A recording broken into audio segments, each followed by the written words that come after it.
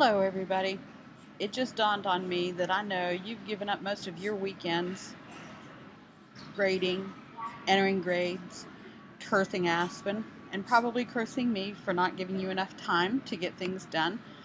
And I realized that the last weeks I've let the video notes slip because I got too busy or other things were pressing, and I realized I was letting myself off easy because I don't have students in front of me waiting for these.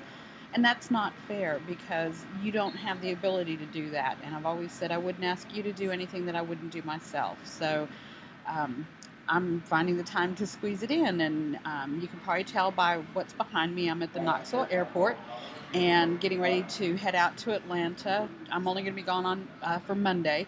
In this age of technology, the federal government, or Federal Department of Transportation at least, still wants to do their grant kickoffs in person instead of by Skype. So I'm flying to Washington for a 3-hour meeting tomorrow and then flying home tomorrow night. Good use of resources, eh? So anyway, just looking ahead to the week, thankfully, well, you might say thankfully, for the next 2 to 3 weeks, we actually settle down where you can concentrate on school.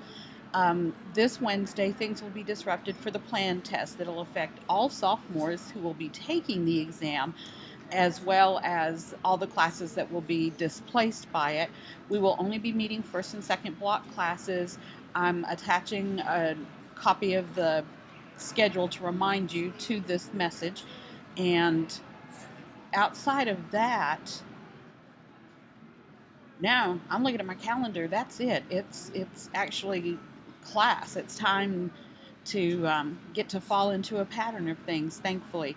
And next week is the same. Our next early release Friday is the 26th, and we will be planning some activities during that meeting that, as I was listening as Tim facilitated this past one, I realized, again, with the video notes, a lot of what he was telling you I could have been putting in the video notes, and we could have used the time for dialogue and sharing and developing. So I apologize. I'll get back on it. But anyway, I hope that things calm down for each of you. I know that this year feels like our breaking point, whereas most of the rest of the county, with the red shirts, it was last year. I think this is our turn.